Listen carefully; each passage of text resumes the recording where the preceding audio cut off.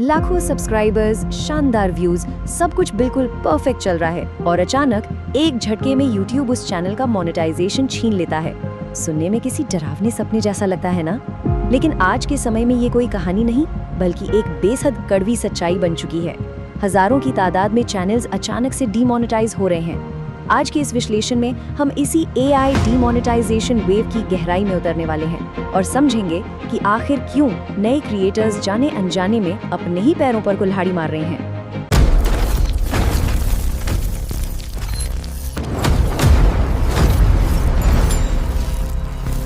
Numbers की बात करें तो 77,000।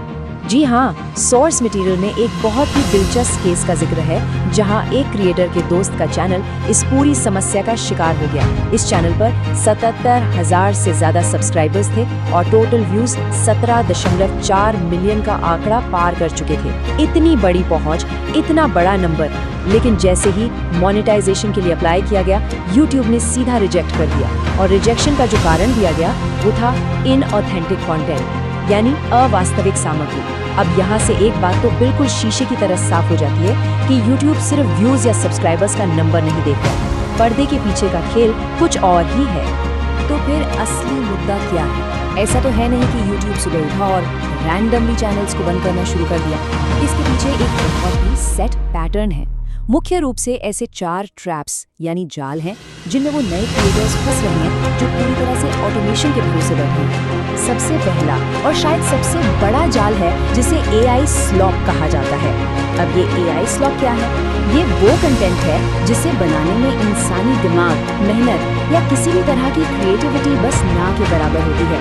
मतलब काम करने का तरीका बस इतना है, एक प्रॉम्प्ट डाला, सेकंड्स में वीडियो जनरेट हुआ और बिना एक भी बदलाव किए उसे सीधा अपलोड कर दिया। इसमें कोई पर्सनल टच नहीं होता। ये चैनल नहीं बल्कि भारी मात्रा में कंटेंट उगलने वाली एक मशीन बन जाती है। और सच तो ये है कि एल्गोरिथम अब इस पैटर्न को बहुत ही तेजी से और आसानी से पकड़ रहा है।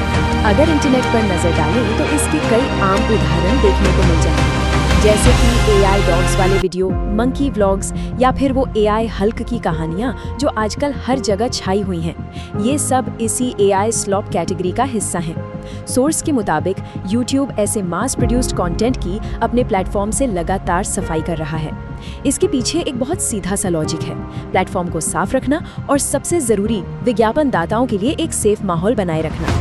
जो चैनल्स अभी भी इस तरह के कंटेंट के साथ मोनेटाइज्ड हैं, वो भी सेफ नहीं है, वो बस कुछ ही समय के मेहमान हैं। ये तो हुई पहली बात। अब बढ़ते हैं दूसरे ट्रैप की तरफ, जिसे इंटरचेंजेबल कंटेंट का जाल कहा जा सकता है। ये तब होता है जब वीडियोस पूरी तरह से अपनी खुद की कोई पहचान खो देते हैं। इसको थोड़ा और आसान भाषा में समझें तो इंटरचेंजेबल कंटेंट का मतलब है कि वीडियो में कोई अनोखा नजरिया ही नहीं है। वही AI हल्क वाले ट्रेंड को ही ले लीजिए, हजारों चैनल्स बिल्कुल एक जैसा स्टोरी पैटर्न फॉलो कर रहे हैं, वही सेम AI आवाज इस्तेमाल हो रही है और एडिटिंग का स्टाइल भी बिल्कुल कॉपी पेस्ट है। अगर इन वीडियोस को उठाकर बिना बताए किसी दूसरे क्रिएटर के चैनल पर डाल दिया जाए तो ऑडियंस को रत्ती भर भी फर्क महसूस नहीं होगा। कोई नई बात नहीं, कोई अलग एंगल नहीं, सब कुछ बस एक सांचे में ढला हुआ लगता है। यहीं पर एक ऑपरेटर और एक असली क्रिएटर के बीच का फर्क समझना बहुत क्रूशियल हो जाता है। एक ऑपरेटर वो है जो 100% AI पर निर्भर है, ना कोई अपना अनुभव, ना कोई ह्यूमर, बस एक कॉपी पेस्ट वाइब। इसके ठीक उलट एक असली क्रिएटर AI का इस्तेमाल करता तो है, लेकिन सिर्फ एक असिस्टेंट की तरह। वो अपनी कहानी में अपनी पर्सनालिटी और अपना एक अलग नजरिया डालता है।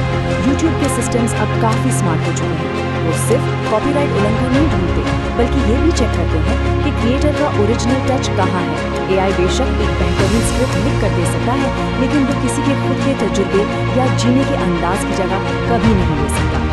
अब आते हैं तीसरे सबसे खतरनाक हिस्से पर, जो है पूरी तरह से ऑटोमेटेड कंटेंट, यानी 100% AI वाला डेंजर जोन।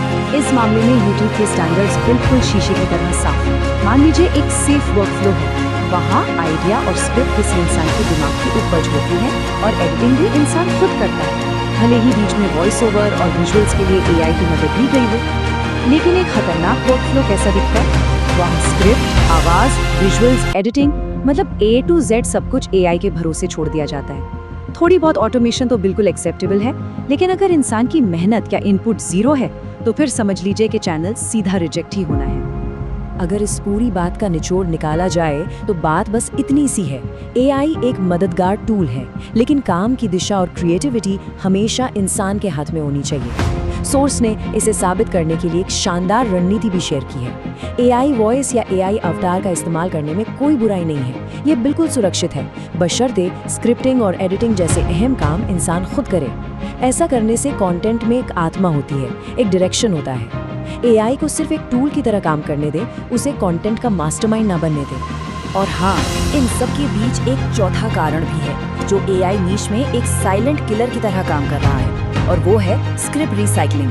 बिना खुद कोई नई रिसर्च किए इंटरनेट से किसी और की हिट स्क्रिप्ट उठाना और उसे एआई से बस रीराइट करवा लेना, ये शॉर्टकट अब सीधा रिजेक्शन का टिकट बन चुका है। इन सभी बातों को देखकर ये समझना बहुत जरूरी है कि YouTube की असली पॉलिसी क्या है। सच्चाई तो ये है कि YouTube एआई के बिल्कुल भी खिलाफ नहीं है। असल में वो जीरो एफर्ट मास प्रोडक्शन यानी बिना मेहनत के धड़ाधड़ कंटेंट छापने के खिलाफ है। प्लेटफॉर्म किसी को नई टेक्नोलॉजी इस्तेमाल करने से नहीं रोक रहा है, वो बस उन चैनल्स पर लगाम कस रहा है जो ऑडियंस को कोई असली वैल्यू दिए बिना बस स्पैम करके सिस्टम का फायदा उठाना चाहते हैं। तो फिर सवाल है कि इस टेक्नोलॉजी का स्मार्ट तरीके से कैसे इस्तेमाल किया जाए। इसके कुछ बहुत ही सुलझे हुए नियम हैं। एआई का बेहतरीन इस्तेमाल किसी भी टॉपिक पर डीप रिसर्च करने के लिए किया जा सकता है। उससे नए नए आइडियाज जनरेट करवाए जा सकते हैं। कोई रफ स्क्रिप्ट या पहला ड्राफ्ट तैयार करना हो या फिर अपनी वीडियो एडिटिंग के लिए कुछ बढ़िया सजेशंस देने हो, इन सब कामों में एआई लाजवाब है। लेकिन ध्यान रखने वाली बात यह है कि जो फाइनल वीडियो बनकर तैयार हो, उसमें इंसान की खुद की सोच, उसकी क्रिएटिविटी और उसकी मेहनत साफ साफ झलकनी चाहिए।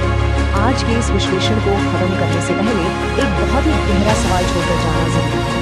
क्या क्रिएटर्स एआई को चला रहे हैं या अब एआई ही क्रिएटर्स को चलाने लगा है? देखा जाए तो ये पूरी बहस सिर्फ मोनेटाइजेशन या पैसे कमाने की नहीं है। ये आने वाले कल की ऑथेंटिसिटी और असल कला के भविष्य के बारे में है। अगर सिर्फ टूल्स और मशीनें ही हावी हो जाएं और इंसानी जज्बात पीछे छूट जाएं, तो क्या हम सब सिर्फ एक मशीन बनकर नहीं रह जाएंगे? ये यकीनन हमारी आने वाली क्रिएटिविटी पर सोचने के लिए मजबूर कर देने वाला सवाल है। इस विश्लेषण का हिस्सा बनने के लिए बहुत बहुत शुक्रिया।